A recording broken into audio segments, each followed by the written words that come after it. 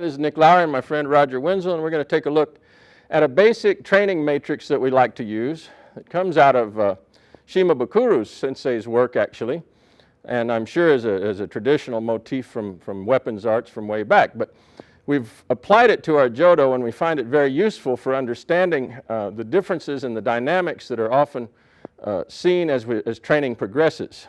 You'll also find these differences cropping up in different styles or preferences of Jo work throughout the world. There's quite a variety of proponents of Jodo doing a variety of different methods, and some of that relates to some of these differences we found. The basic paradigm that we're looking at is easily referred to as big, strong, fast, and light. That it's a progression of ideas that when you first begin to work with your weapons work, with your Jo work in this case, you want to do things first big. We want to do them in the broadest framework possible with the largest ranges of motion possible, so that you're including all of your physiological activity within the broadest spectrum.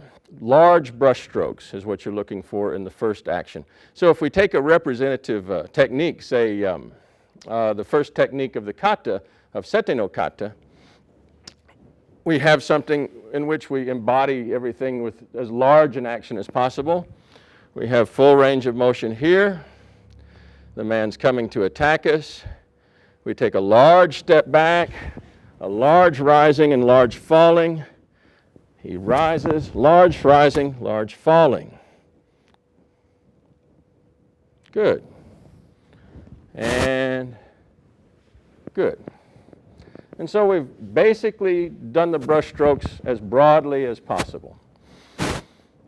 As that training progresses and you're able to consistently get those results and get the timing of your rise and fall together with the rise and fall of those big strokes of the stick, next in importance is to take it towards strong. And by strong, we don't mean strong like upper body, weightlifter strong. We mean strong structurally. So the next thing to look at, once you've established those types of actions, is to imbue them with structural integrity and make sure that you're able to do the structural jobs that are occurring or need to occur to affect your partner. So if we think about that, we find that as we come in, we have a power here. We're pushing in and through. We're making sure that the alignment is going down through the wrist and through the length of his body. We could also be emphasizing, let's go one more again, the power that's embodied here in this dropping action of striking, which could be a breaking of the wrist, and into the gut, thrusting through. So we're making sure that we have this pressure and able to deliver the energy. As he raises up, again, we're interested in delivering energy. We'd like to actually rock him slightly backward on his spine before he makes his submission and drops down.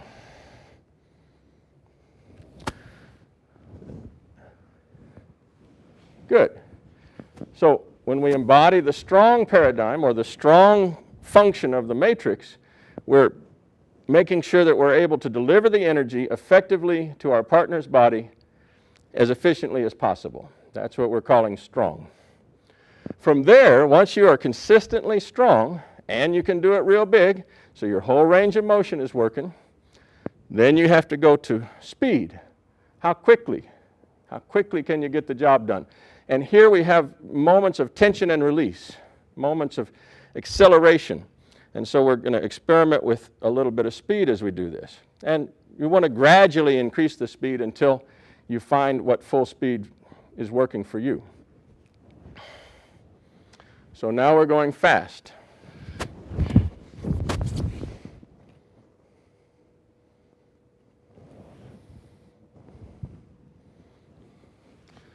When we do it fast, there's not really time to talk about much, but we'll slow down fast and talk anyway.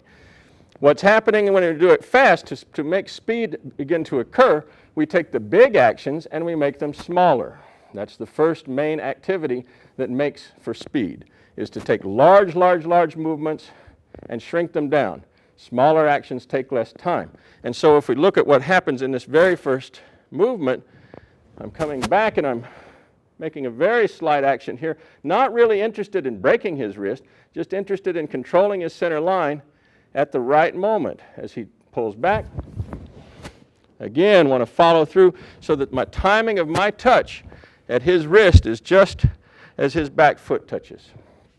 So it's precise timing, small, sharp actions for control in kazushi is what we're looking for when we go into speed.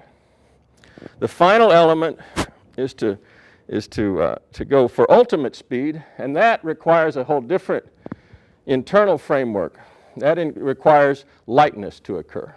If you push the envelope of speed faster and faster and faster and faster, you hit a basic breakover point where you can't go any faster as long as you're storing tension in the body. And in fact, to go any quicker at all, you have to learn to relax large portions of your anatomy and large parts of your whole framework so that you can actually snap in with ultimate efficiency. So now, as we try to embody lightness, it has a completely different feel in the body. It's very relaxed, and it happens really, really quick.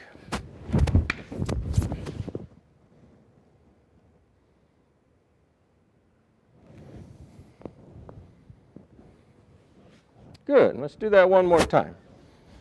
I didn't like my beginning there. I had too much tension. There we go. Much better. When real lightness occurs, you'll start feeling like you have all the time in the world. You'll start feeling like you're so far ahead of the guy that it's just ridiculous. And that's what you're looking for. So, apply these ideas for your Jodo consistently big, then consistently powerful or structurally strong, then consistently quicker and quicker and quicker, learning to activate the energy on a snap, and then finally, lightness, doing it as light as possible with as little extra muscle tension as possible. Thank you.